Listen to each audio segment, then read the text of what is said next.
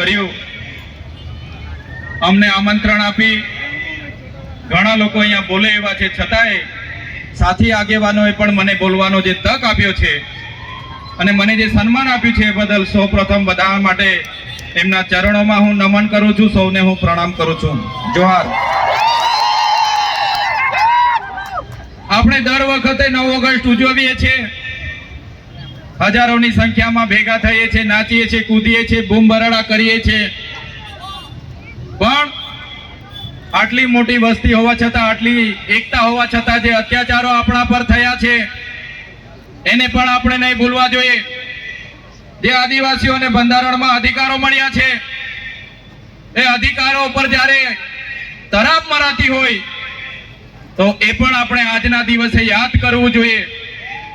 આજના આ કાર્યક્રમમાં નાચી કૂદીને ઘરે જવાનું નથી, પણ આ કાર્યક્રમના સિદ્ધાંત, અહીંના સંદેશો ઉપદેશો પણ તમારે ઘરે લઈને જવાના છે. મિત્રો, 2 દિવસ પહેલાની ઘટના છે. કેવડિયા ખાતે 2 યુવાનોને, જયેશભાઈ સાનાભાઈ તડવી, સંજયભાઈ ગજેન્દ્રભાઈ તડવી, ઢોરમાર મારવામાં આવે છે. આખી રાત કપડા ઉતારીને બાંધીને ઢોરમાર મારવામાં આવ્યો અને બીજા દિવસે FIR માં પણ એમના મજૂરોને રજૂ કરવામાં આવ્યા. અને દુઃખ અમને ત્યારે થયું કે પોલીસ અધિકારીઓ એ યુવાનો મરણ થયા છતાંય એવું સ્ટેટમેન્ટ આપ્યું કે આ યુવાનો અહીંયા ચોરી કરવા માટે આવ્યા હતા. શું આદિવાસીઓ ચોર છે? કેવડિયામાં અમારી જમીનો છીનવાયેલી છે, અમારા લોકો વિસ્થાપિત થયા છે અને દુર્ભાગ્ય અમારું એ છે કે ત્યાં અમને ચોર સાબિત કરવામાં આવે છે. અમે ક્યારે સાખી નથી લેવાના. જે લોકોએ અમને ચોર કીધા છે, આવનાર દિવસમાં એનો જવાબ પણ એ લોકોએ આપવો પડશે, એનો ખુલાસો પણ એ લોકોએ કરવો પડશે. 13 તારીખે 5 દિવસનું બેસણું કેવડિયા ખાતે એ લોકોનું રાખ્યું છે એમના પરિવારોએ.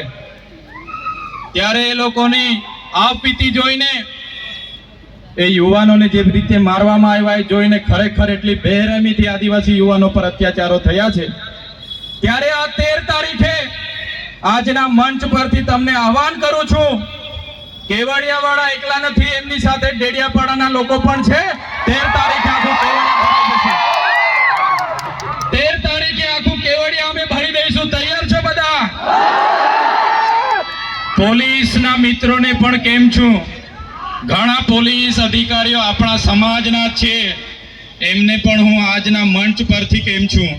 તે દિવસે કેવડિયા જતા વચ્ચે નાકા આવશે ને તો તમે જાણો ને તમારું કામ જાણે. આદિવાસી સમાજ અંગ્રેજો સામે પણ ઝૂક્યો નથી. આજે ગોરા અંગ્રેજોને કાળા અંગ્રેજો આદિવાસી અમે એટલા માટે ગર્વ અનુભવીએ છીએ. અમે અહીંયા અનાદિકાળથી વસીએ છીએ. અહીંના અમે મૂળ નિવાસી છે, મૂળ માલિકો છે. આજે અમને વનવાસી કહેવામાં આવે છે, વનબંધુ કહેવામાં આવે છે. અમે આદિવાસીઓ છે, હજારો વર્ષોથી વસનારા આદિવાસીઓ છે. અમે જે વખતે આ વિસ્તારોમાં, આ દેશ પર જે વખતે મુગલોનું આક્રમણ થયું, હુણોનું આક્રમણ થયું, ફ્રેન્ચોનું આક્રમણ થયું, પોર્ટુગીઝો આવ્યા, અંગ્રેજો આવ્યા, ત્યારે પણ આદિવાસીઓએ ગુલામી નથી સ્વીકારી. સ્વાયત્ત રાજ્ય તો અમારા રજવાડા હતા. રાજપીપળાનો ઇતિહાસ જોઈ લો. નાંદોદ અમારા નંદ ભીલની નગરી હતી. સાગબારા અમારા કુંવર વસાવાનું રજવાડું હતું. ખેલાદાબમાં અમારા રાજા પાંઠાવીનો દેવનું રજવાડું હતું. અમારા રજવાડાઓને જેન પેન પ્રકારે હેરાન પરેશાન કરીને ખદેડીને આજે અમને આદિવાસીઓને વિભાજિત કરવામાં આવ્યા છે. તમે રામાયણ વાંચી લેજો. રામાયણના પહેલા પાને આદિવાસી વાલ્મીકીનો ઉલ્લેખ હશે, સબરીનો ઉલ્લેખ હશે, હનુમાનનો ઉલ્લેખ હશે, નિર્સાદનો ઉલ્લેખ હશે. આ અમારા આદિવાસી, અમારા પૂર્વજો છે. તમે મહાભારત ઉઠાવીને વાંચી લેજો. જે એકલવ્ય છે અમારા આદિવાસીના પૂર્વજો છે. તમે મહારાણા પ્રતાપનો ઇતિહાસ વાંચી લેજો. એમાં પૂંજા ભીલ, દુધા ભીલ અમારી જે સેના હતી એ આદિવાસીઓની હતી. અમે એ સમાજમાંથી આવીએ છીએ એટલે અમને ગર્વ છે. શિવાજીનો ઇતિહાસ વાંચી લેજો. બેવડા ભીલ જે સેના લઈને આવ્યા હતા એ અમારા આદિવાસી હતા. આદિવાસી અંગ્રેજો સામે સૌપ્રથમ કોઈ લડ્યા હોય 35 વર્ષ સુધી ટાટિયા ભીલ લડ્યા હતા, ખાજિયા નાયક લડ્યા હતા, તિલકા માઝી લડ્યા હતા, બિરસા મુંડા લડ્યા હતા. એ સમાજમાંથી અમે આવીએ છીએ. આઝાદીમાં ગુરુ ગોવિંદસિંહ માનગઢ ખાતે 1500 આદિવાસીઓનો સમૂહ મળ્યો. અંગ્રેજોએ ગોળીબાર કરીને હત્યાકાંડ કર્યો. 1500 આદિવાસી મરી ગયા. આજે ઇતિહાસમાં અમારા આદિવાસીઓને જગ્યા નથી મળી. અમે ક્યારે સાખી નથી લેવાના. જે રીતે આદિવાસીઓ સાથે અન્યાય થયો, આજે દેશમાં આઝાદીનો અમૃત મહોત્સવ મનાવવામાં આવે છે, કરોડો રૂપિયાના તાઇફાઓ કરવામાં આવે છે. આદિવાસી વિસ્તારમાં મોટા ડેમો બનાવી દેવાથી, આદિવાસી વિસ્તારમાં મોટા સ્ટેચ્યુ બનાવી દેવાથી, રોડ હાઈવે બનાવી દેવાથી આદિવાસીનો વિકાસ થવાનો નથી. આદિવાસીઓને ડેમનું પાણી આપો, સારી શાળા આપો, સારી કોલેજ આપો, સારા ડોક્ટર આપો, સારી યુનિવર્સિટી આપો, તો જ આદિવાસીનો વિકાસ થવાનો છે. આજે ગુજરાતમાં 15% આદિવાસીઓ વસે છે, દેશમાં 8% આદિવાસીઓ વસે છે. દરેક ક્ષેત્રોમાં અમારી સાથે અન્યાય થયો છે. જે પણ સરકારો આવી માત્ર ને માત્ર મત બેંક તરીકે આદિવાસીનો ઉપયોગ કર્યો છે. આજે તમે કોર્ટમાં જજો, કોર્ટમાં જે જજો બેસે છે, આજે ગુજરાતમાં અમે 15% છે તો 100 જજમાંથી 15 જજ આપણા હોવા જોઈએ કે નહીં હોવા જોઈએ? આઈએસ આઈપીએસ આપણા 15 હોવા જોઈએ કે નહીં હોવા જોઈએ?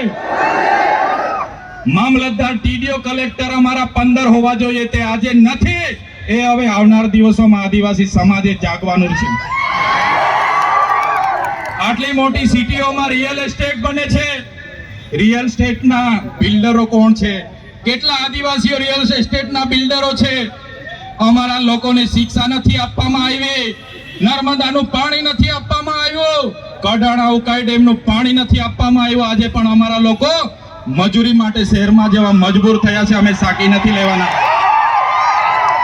એટલા માટે જ અમે કહીએ છીએ આજના મંચ પરથી, જે રીતે નાગા લોકોનું નાગાલેન્ડ બન્યું, મરાઠાઓનું મહારાષ્ટ્ર બન્યું, ગુજરાતીઓનું ગુજરાત બન્યું, તેલુગુ લોકોનું તેલંગાણા બન્યું, તમિલ લોકોનું તમિલનાડુ બન્યું, એવી જ રીતે અમને ભીલોને અલગ ભીલ પ્રદેશનું 29મું રાજ્ય જોઈએ. જય ભીલ પ્રદેશ. ભીલ પ્રદેશ અમને 29મું રાજ્ય ભીલોને આબાદી આપો. એની રાજધાની અમે કેવડિયા બનાવીને રહીશું. અમારી પાસે પાણી છે, વીજળી છે, કાકરાપા, નર્મદા. અમારી પાસે લિગ્નાઇટોની ખાણો છે રાજપાટીમાં, આમા ડુંગરમાં યુરેનિયમની ખાણો છે, છોટાઉદેપુરમાં રેતી નીકળે છે, જળ છે, જંગલ છે, જમીનો છે. અલગ રાજ્ય અમને આપી દો, અમે અમારા આદિવાસીઓનો વિકાસ કરી લઈશું. જે અમારો ભીલ પ્રદેશ હતો, દેશ આઝાદ થયા પછી આદિવાસીઓને વિભાજિત કરી દેવામાં આવ્યા છે. 13 જિલ્લાઓને મધ્યપ્રદેશ, 12 જિલ્લાઓને રાજસ્થાનમાં, 14 જિલ્લાઓને ગુજરાતમાં અંબાજીથી ઉમરગામ સુધી, 10 જિલ્લાઓ નંદુરબાર, નાસિક, પાલઘર સુધીના મહારાષ્ટ્રમાં લઈ જવામાં આવ્યા છે. આજે પણ અમારો મહારાષ્ટ્ર, મધ્યપ્રદેશ અને રાજસ્થાન સાથે અમારી સંસ્કૃતિ સાથે છે, પરંપરા હરકી છે, રીત ભાષા હરકી છે. આજે પણ અમારો રોટી બેટીનો વ્યવહાર છે. આજે પણ અમે એમની સાથે સાથે રહીએ છીએ. આજે અમને ભીલ પ્રદેશની માંગ કરીએ છીએ. આજે તમે જોઈ લો, આ ભીલ પ્રદેશનું વિભાજન કરવામાં આવ્યું. આજે મધ્યપ્રદેશની કુલ વસ્તીના 21% મધ્યપ્રદેશમાં આદિવાસી વિસ્તારમાં છે, રાજસ્થાનમાં 13% છે, ગુજરાતમાં અંબાજીથી ઉમરગામ સુધી 15% આદિવાસીઓ છે, મહારાષ્ટ્રમાં 9.48% આદિવાસીઓ. ટોટલ 3.5 કરોડની વસ્તી થાય છે. અમને અલગ ભીલ પ્રદેશ આપો, અમે અલગ અમારા લોકોનો વિકાસ કરીશું. બંધારણમાં જોગવાઈ છે, આર્ટિકલ 3 તમે વાંચી લેજો. જે રીતના મહારાષ્ટ્રમાંથી ગુજરાત રાજ્ય બન્યું, આજે દેશ અને ગુજરાતનો વિકાસ થયો, પણ આદિવાસીઓનો વિકાસ નથી થયો. એટલા માટે અમે કહીએ છીએ કે અમેરિકામાં આપણા જેટલી વસ્તી નથી, છતાં પણ 50 રાજ્યો છે, જ્યારે ભારતમાં 28 જ રાજ્ય છે. તો 29મું રાજ્ય બનવું જોઈએ કે નહીં બનવું જોઈએ? બનવું જોઈએ. એની રાજધાની કેવડિયા હશે. આખું મંત્રીમંડળ અને મુખ્યમંત્રી, અહીંનું આખું અધિકારીગણ, અહીંનું પોલીસ તંત્ર તમામમાં આદિવાસી હશે, તો જ અમારા આદિવાસીઓનો વિકાસ થશે. એટલા માટે જેટલા પણ અન્યાય અત્યાચાર થયા છે, ડેડિયાપાડા વાળાને એવું લાગશે, ઝઘડિયા વાળા શાકબારા વાળાને લાગશે, કેવડિયા વાળાને મારી નાખે, આપણે શું? પણ નહીં. આજે કેવડિયા વાળાનો વારો છે, કાલે માલસામોટ વાળા પણ તૈયાર રહેજો માર ખાવા માટે. એના પછી દેવ મોગરા વાળા તૈયાર રહેજો, બધાનો વારા પરથી વારો આવવાનો છે. એકલ દોકલ બધાનું કામ લેશે આ લોકો. એટલા માટે કેમ છું, કેવડિયા એકલું નથી. આપણે બધાએ 13 તારીખે કેવડિયા જઈને આપણી એકતા બતાવવાની છે. એમાં કોઈએ પાછી પાની કરવાની નથી. વિકાસની વાતો થાય છે અને આદિવાસીઓ સાથે અન્યાય થયા છે, ત્યારે અમે ક્યારે સાખી નથી લેવાના. આજે તમને એટલા માટે અમારે કહેવું પડે છે કે આપણા સમાજના લોકો પાર્ટી પક્ષમાં છૂટાછવાયા થઈ ગયેલા છે, અલગ અલગ સંગઠનોમાં, અલગ અલગ ધર્મ સંપ્રદાયોમાં.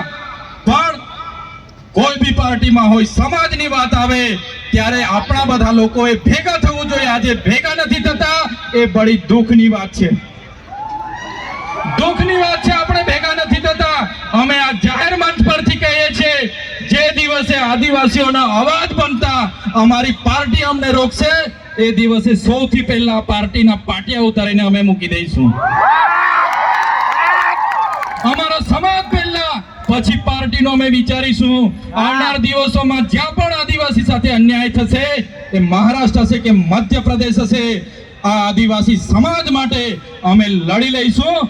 અને અમે એ જ ઉપદેશ આપને આપીએ છીએ.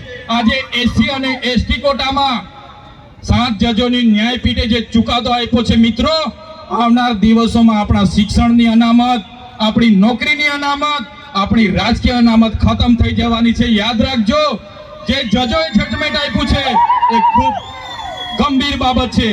મિત્રો, તમે જાણ્યું હશે, આ વિસ્તારોમાં નકલી કચેરીઓ પકડાય, નકલી અધિકારીઓ પકડાય, નકલી ઘી પકડાય, નકલી ટોલ નાકા પકડાય. પણ હું તો તમને કેમ છું કે નકલી આદિવાસી ધારાસભ્ય પણ આ ગુજરાતમાં છે, આપણા એસટી સર્ટિફિકેટ બનીને ધારાસભ્ય બનેલા છે.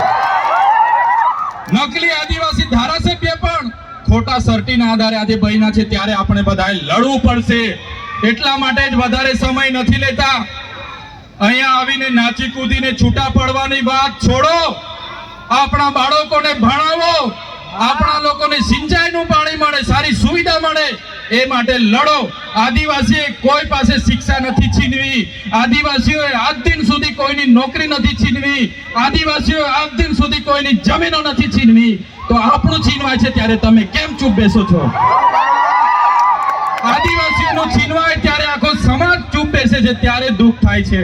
એટલા માટે કોઈ પણ પક્ષ પાર્ટીમાં જે પણ નેતાઓ હોય, વડીલો હોય, યુવાનો હોય, બધા જ લોકોને આજે હું આહવાન કરું છું, પક્ષ પાર્ટી ચૂંટણી આવશે ત્યારે આપણે દેખાઈ જશે, પણ જ્યારે સમાજની વાત આવશે, જ્યારે કેવડિયાની વાત આવશે, બધાએ નીકળી પડવું પડશે, તો જ આ લોકોને આપણી એકતા બતાવી શકીશું. એટલે સમય ઘણો થયો છે, વધારે વિશેષ નથી કહેતા, પણ અમે વિધાનસભામાં તમે બધાએ મોકલેલા છે. વિધાનસભામાં જઈને અમે બધું જોયું, જાણ્યું, અને આપણા સમાજ સાથે જ્યારે પણ કંઈ થાય છે, મા બહેનો રાતે ફોન કરે, સવારે ફોન કરે અને કહે છે કે અમારી સાથે આપબીતી થઈ છે, ત્યારે મને દુઃખ થાય છે કે આટલી બધી યુવા શક્તિ છે. આદિવાસી યુવાનો રાતે 11 વાગ્યાથી નાચશે, 5 વાગ્યા સુધી આદિવાસી યુવાન થાકશે નહીં. આદિવાસી યુવાન અહીંથી પગપાળા લઈને નીકળશે, 15 દિવસ પાવાગઢ ને ભાગવલ જશે, આદિવાસી યુવાન થાકવાનો નથી. પણ આદિવાસી યુવાનને હું વિનંતી કરું છું, તમારી જે શક્તિ છે, તમારો પાવર છે, એ નાચવા કૂદવામાં, પગપાળા જવામાં કે લડાઈ ઝઘડા અંદર કરવામાં નહીં વેફડશો. તમારી શક્તિનો ઉપયોગ આવનારા દિવસોમાં સમાજને ન્યાય આપવા માટે કરો. હું તમને વચન આપું છું, અમે આગેવાની લેવા માટે તૈયાર છે. અમને તમારો સાથ જોઈએ છે, તમારો સહકાર જોઈએ છે, સાથ જોઈએ છે. જે રીતના આપણા પૂર્વજોએ અંગ્રેજો સામે નમતું નથી ઝૂક્યું, એ આદિવાસી સમાજમાંથી અમે આવીએ છીએ. ટાટિયા મામા, બિરસા મુંડા, રાજા પાંઠાનું ખૂન અમારા શરીરમાં છે. અમે ક્યારે કોઈના બાપથી ડરવાના નથી. એટલા માટે આજે અમે કહીએ છીએ કે આદિવાસીનો ઇતિહાસ એ સિંધુ ઘાટીની સંસ્કૃતિ 10,000 વર્ષો પહેલા, 7-8 હજાર વર્ષો પહેલા જે સંસ્કૃતિ હતી એ આદિવાસી સંસ્કૃતિની સભ્યતા છે. વિશ્વની સૌથી જૂની સંસ્કૃતિ આદિવાસીઓની છે. આજે અમેરિકા, આફ્રિકા, બ્રાઝિલ, ઇન્ડોનેશિયા તમામ દેશોમાં આજે આદિવાસીઓ ધામધૂમથી 9 ઓગસ્ટ વિશ્વ આદિવાસી દિવસ ઉજવે છે. ત્યારે એક આદિવાસી સમાજના લીડર તરીકે, તમારા પ્રતિનિધિ તરીકે આજના આ કાર્યક્રમમાં તમને મેં સેવા જોહાર કરું છું. આવનાર દિવસોમાં ઉલ ગુલાલ જિંદાબાદ કરવું પડશે તો તમારે બધાએ સાથ સહકાર આપવું પડશે. મિત્રો, આજના કાર્યક્રમના મંચ પરથી કહેવા માંગુ છું, ઘણા વર્ષોથી લડેંગે જીતેંગે, મુર્દાબાદ જિંદાબાદ. હવે મુર્દાબાદ જિંદાબાદ કરવાનું થતું નથી. હવે કોઈ બાબત